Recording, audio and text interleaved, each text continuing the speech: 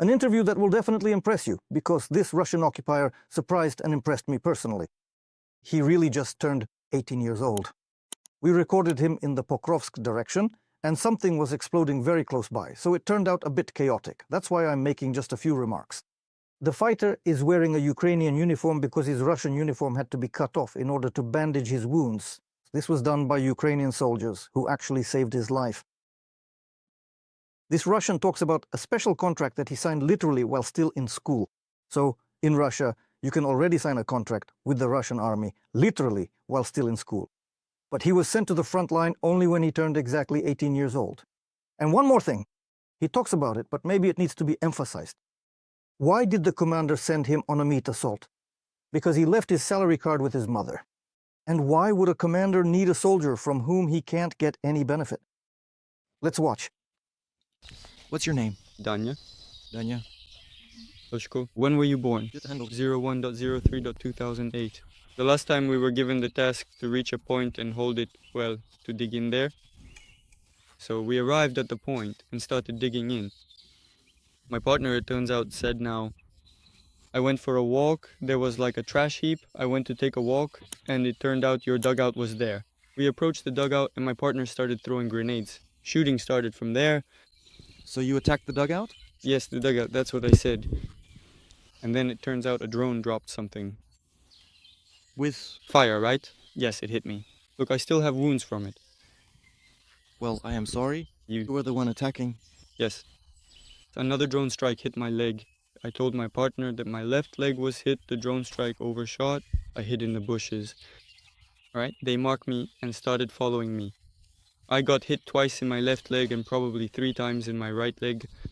It pierced through, the bone was completely shattered, my leg was broken. That's when I fell and started shouting for help to save me. Well, for help, someone. Because even our guys were there. Well, you bastards. In the end, it looks like Dolphin eventually came here to give me some help. Ina, those are definitely your guys over there. So, the ones you were storming, trying to kill, they saved you? Yes, they came to help me. They asked me how old I was. I said I was 18. Dolphin shouted, How much? How much? He says, 18. He says, are you guys fucking crazy over there? He came up to me. And I was completely covered in blood. I must have lost about 1.5 liters of blood. Well, or maybe 1 liter. He says to me, why aren't you bandaging yourself? But I don't know how to rebandage myself. He tells me, here, take this thing, it's black, wrap it around yourself. I don't know what it's called. A tourniquet. So they didn't teach you? Well, I don't know how. They didn't teach us. When they gave me the first aid kit, it turns out, what's it called? The training center says, do you know what this is? I say, yes, a first aid kit. And do you know how to use it? I say, no. He tells me, you'll learn, you'll figure it out. And so they put a tourniquet on me. Delphin put it on me. I screamed from the pain, but I didn't know how it worked. That's it. I explained to him that I don't want to go back to my own people. They'll kill me. Why would they kill you? You fought. You went on the attack. Everything was fine. So what? When I first reported over the radio, I told them earlier. They told me, go forward, no help. So tell me, where exactly are you from? I'm from Tyumen region, the village of Bolshoye Sorokino. And which district? Tyumen region, just the village of Bolshoye Sorokino. Is Tyumen far from there? 354 kilometers. That's close. And so why did you come from the Tyumen region to attack, to storm Ukrainian positions? Well, they came to our school and told us, you won't be fighting, you'll be in the rear. But in the end, instead of the rear, they sent us to the front line. They told me for a year you won't have any combat assignments at all. But when I moved to Pokrovsk, they gave me my bag, a rifle, found some gear, and said, go on, son, this is your first combat mission. Wait, how old were you, by the way, when you went? I had a special contract, because I was still young. You were already 18 when you signed up? Yeah, it had been 5 days since I turned 18, and they paid me 3.5 million. I gave my mother 3 million and spent 500,000 on gear, food, and cigarettes. Because if I hadn't spent it, I wouldn't even have had cigarettes. So you finished school in something else? No, I didn't finish school. I was studying in the 11th grade. I was supposed to take my exams in May. Yeah, 11th grade is 17 years old. No. 18. Not 18. Yes, it worked out that way. No, that is not it, but Logically, yes. why? So about a year. No, I didn't make it by a few months because of kindergarten.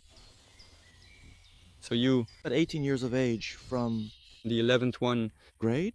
Yes, yes. When did you finish 11th? grade, on March 1st, I turned 18 years old. March? Yes, I did manage to finish. And it turns out on March 8th, I was already in Donetsk, in Snezhnoye or Severny. So for us, it's like a city for them. Yes, of course, a unit.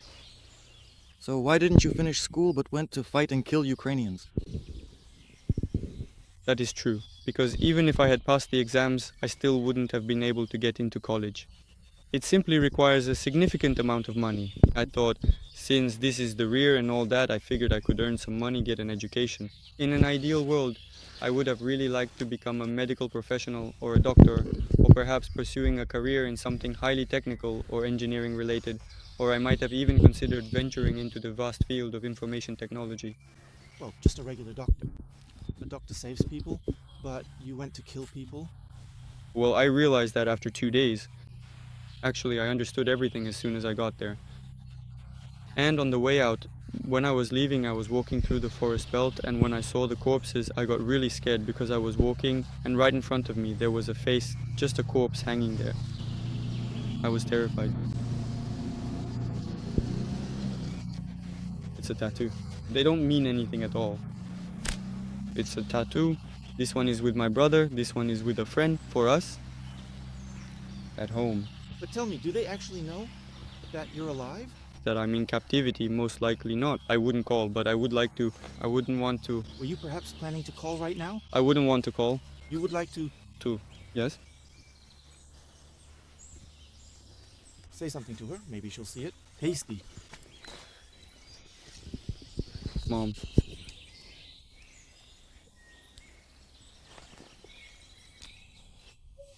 They treat me well here. They feed me.